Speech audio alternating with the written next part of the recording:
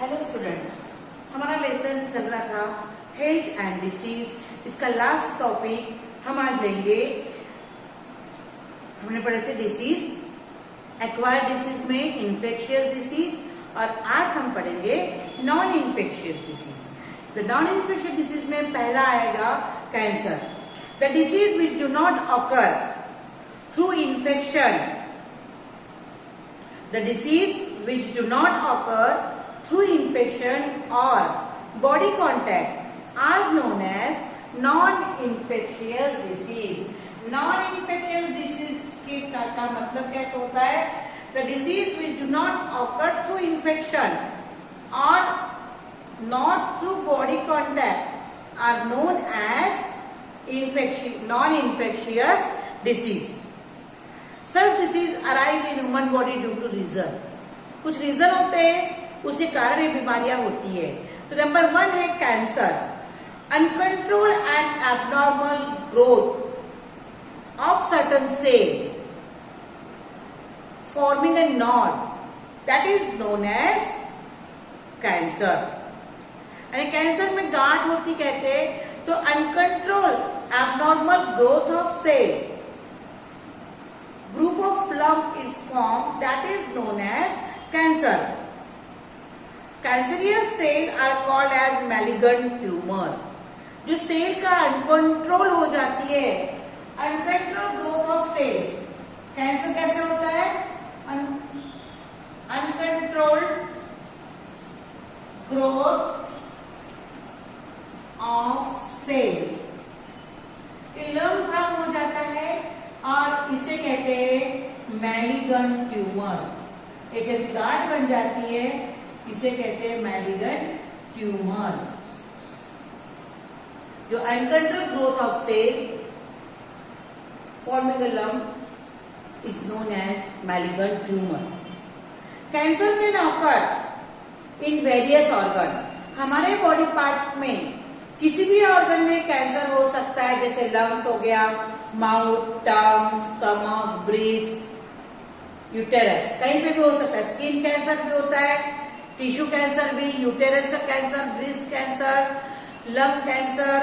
यानी बॉडी के कोई भी पार्ट्स में parts of body organ like lungs, mouth, tongue, stomach, breast, intestine, uterus, skin, सब में कैंसर हो सकता है। रीजन क्या है? अब कहते हैं कैंसर कैसे फैलता है? Consumption of tobacco, consumption of tobacco, tobacco खाना, तंबाकू खाना, उसको पूरे दिन भर अपने मुंह में चबा चबा के रखना। इधर साइड कई लोग तंबाकू की गंधी आदत होती है, गाल में एक साइड में उसको भर के रखते हैं और वो घंटों उनके मुंह में रहता है। हो सकता है उसके कारण उनको कैंसर हो। कई सारे लोग गुटखा खाते हैं, smoking, alcoholism, lack of fibre content diet. Fibre diet में उनके फाइबरस फ्रूट नहीं होते या लीफी वेजिटेबल्स नहीं होती, इसीलिए उनका कैंसर होने के चांसेस रहते हैं। Excessive consumption of junk food, pizza, pasta, burger, इसका भी अगर ज्यादा यूज करते हैं, इट लीड्स टू कैंसर हो सकता है। यानी बहुत सारे पॉसिबल रीजन है। हमारी जो एक्टिविटी है या हमारा लाइफस्टाइल है, अभी कैंसर टाइम में आएगा एक्वायर्ड डिसीज। हमारा लाइफस्टाइल डिपेंड करता है कि हमको बड़ी बीमारी हो सकती है या नहीं। अल्कोहलिज्म, लोग जो अल्कोहल लेते हैं, ड्रिंक करते हैं, और ड्रिंक करना आवश्यक है क्या? नहीं। तुम अपने शौक के खातिर ड्रिंक करते हो और वो डिसीज को एक्वायर करते हो, बुलाते हो। गुटखा खाना, तंबाकू खाना, ये सब चीजें हमारी चॉइस है और चॉइस के कारण हम उन डिसीज को अपनी ओर क्या करते हैं? एक्वायर करते हैं। कई बार लोगों का जो डाइट होता है वो बैलेंस नहीं होता, या तो लीफी वेजिटेबल्स कम खाएंगे या फाइबरस फ्रूट्स नहीं खाएंगे, तो बीमारियां हो सकती है। कई बार आज की लाइफस्टाइल, अभी की लाइफस्टाइल कि हम लोग इंस्टेंट या जंक फूड, मैगी हो गया, पास्ता हो गया, बर्गर, पिज्जा, ये जंक फूड कहलाते, रेडी टू ईट। इनका भी ओवर यूज करने से बीमारियां आती है और कई बार ये हेरिडिटी भी होता है। कैंसर कैसा होता है? कई बार हेरिडिटी। सिम्टम्स क्या है? बुक के अनुसार मैं आपको पढ़ के सुनाती हूँ। सिम्टम्स है क्रोनिक कफ, कैंसर के सिम्टम्स है कफ, और कफ कैसा है? क्रोनिक, बहुत पुरानी खांसी। देन होयर्स वॉइस, वॉइस में चेंज आना, अपने आवाज में चेंज आता है। होयर्स वॉइस यानी अपने वॉइस में चेंज आता है। देन डिफिकल्टी इन सॉलोइंग, गुटखा खाते, तमाम खाते, इनका मुंह छोटा हो जाता है। हम इतना बड़ा मुंह फाड़ लेते, परंतु वो लोग इतना बड़ा मुंह नहीं फाड़ सकते। तो जब मुंह छोटा जाएगा तो कमकमाना जाएगा और निगलने में भी तकलीफ होती है। बॉडी में स्कार्स आ जाते हैं जो जलन करते हैं और वो ठीक होते नहीं है। और ब्रेस्ट में या कई बॉडी के पार्ट्स में लम्स आ जाते हैं और वेट लॉस होता है विदाउट रीजन, जिसका हम एक्सप्लेनेशन नहीं दे सकते। विदाउट रीजन क्या होता है? Weight loss.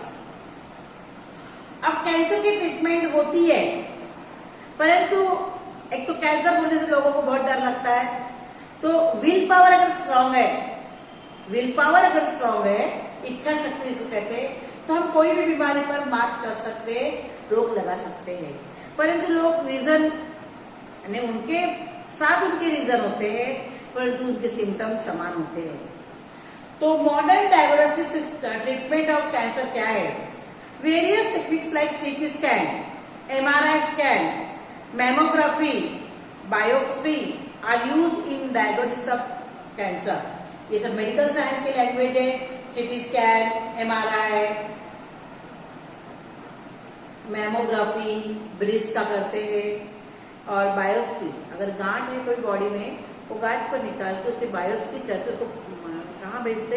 लेबोरेटरी भेजते, पता करने के लिए गांठ काय की है। In case of treatment along with conventional method like chemotherapy, chemotherapy होती है, रेडिएशन होता है एंड सर्जरी भी होती है। कीमो दिया जाता है, रेडिएशन दिया जाता है, and modern techniques like robotic and laparoscopic surgery are also follow. अभी रोबोटिक आ गया, रोबोट के द्वारा या फिर लैप्रोस्कोपी दूरबीन के द्वारा क्या किया जाता है? सर्जरी की जाती है। ये कैंसर के उपाय है, रोकथाम के उपाय। परंतु कंट्रोल डाइट, डाइट अगर तुम्हारा कंट्रोल्ड है तो तुम किसी प्रकार की बीमारियां नहीं हो सकती।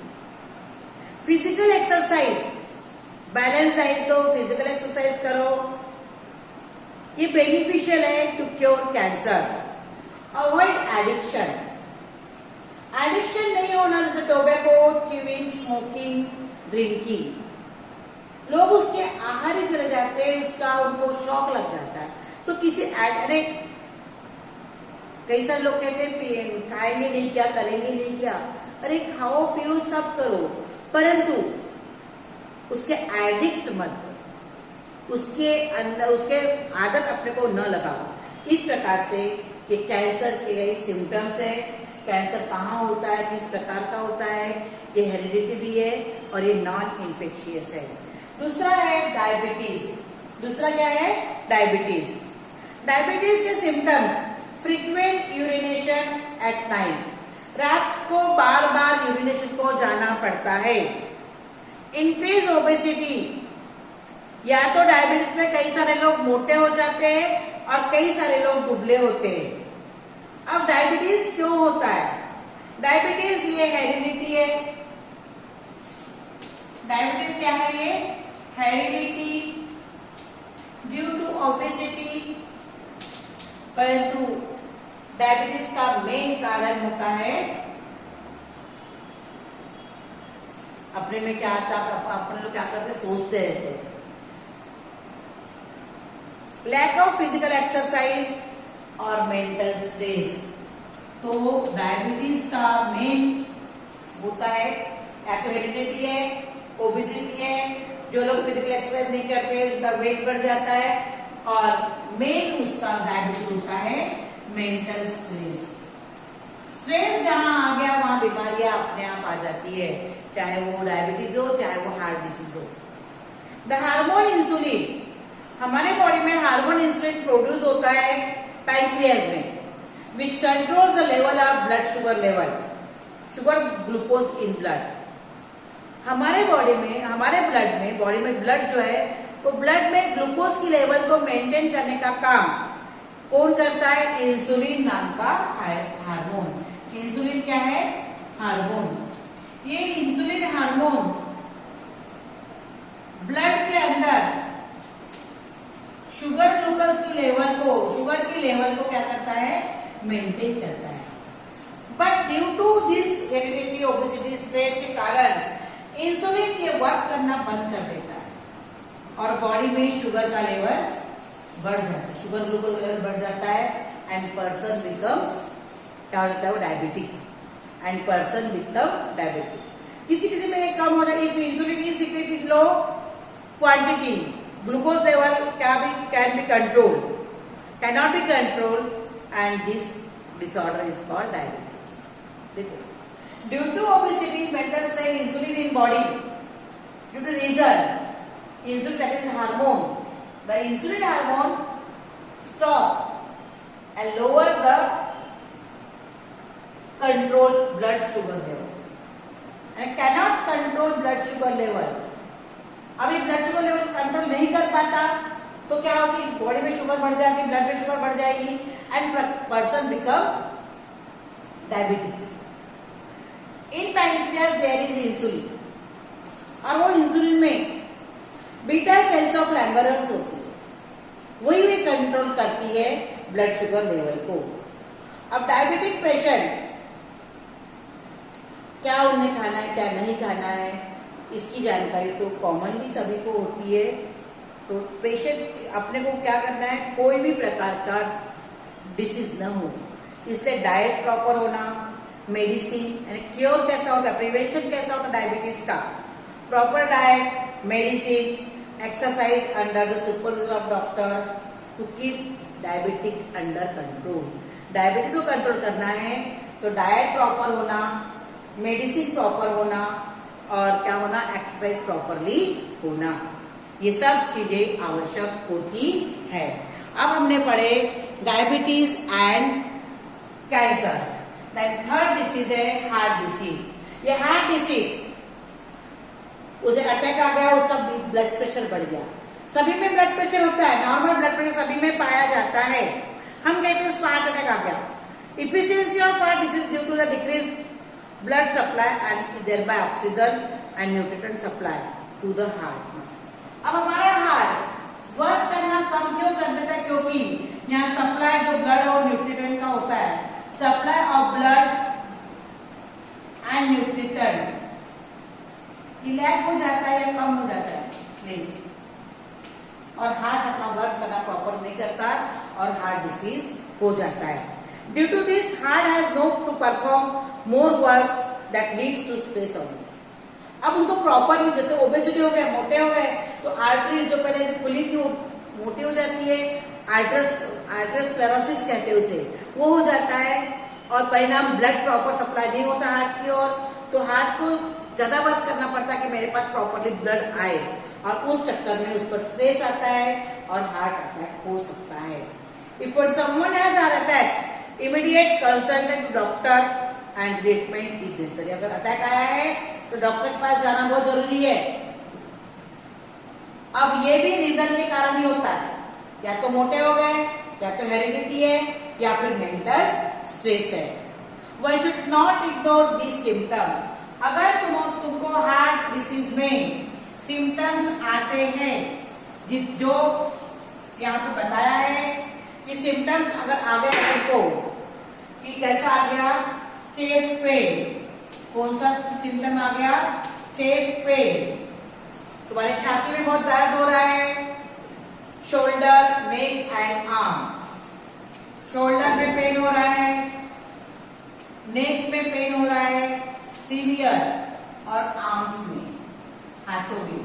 ये हाथ में, ये हाथ में तो यहाँ पे, ये शोल्डर्स में, ये नेक में और चेस्ट में अगर अपने को सीवियर पेन हो रहा है तो समझ जाओ तुमको अटैक आ सकता है। क्रैम्प्स आते हैं हैंड्स में, क्रैम्प्स इन हैंड्स, ऐसे ऐसे हाथ थरथराते हैं और अनइजीनेस आता है, अच्छा नहीं लगता। जैसे हम कई बार बोलते ना अच्छा नहीं लग रहा, बीमारी तो कुछ भी हो सकती है।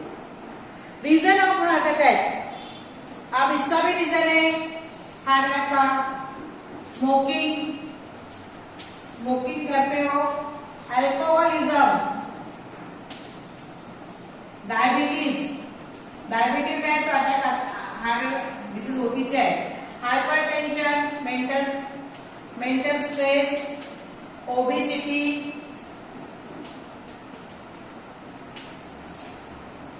स्ट्रेस, एंगर, ये सब हार्ट डिसीज के कारण है। स्मोकिंग करना, alcoholism, diabetes, hypertension, obesity, lack of physical exercise, heredity, mental stress और short temper, that is anger और एनेक्सिटी। बिल्कुल स्थिरता नहीं होना, दिमाग में बहुत सारे हलचल होते रहना, है ना। तो जो शॉर्ट टेम्पर्ड लोग होते हैं, एंगर के बहुत गुस्सा करते हैं, उनको भी हार्ट डिसीज हो सकता है।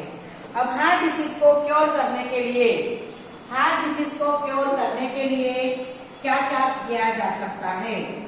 अगर किसी पर्सन को हार्ट डिसीज हुआ है, हार्ट डिसीज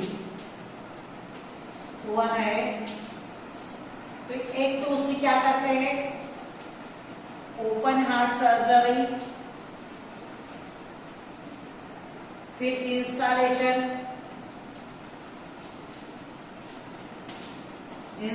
ऑफ पेसमेकर लगाते हैं उसे, पेसमेकर ये सबसे लास्ट वाला एक हिस्सा है, इसके बाद पेसमेकर, फिर लगाते स्टेंट, अगर ज्यादा है तो स्टेंट लगाते हैं, इंस्टॉल करते हैं, installation of stent, then heart transplant, ये भी एक पद्धति है, ज्यादा प्रॉब्लम जाता है तो हार्ट ट्रांसप्लांट,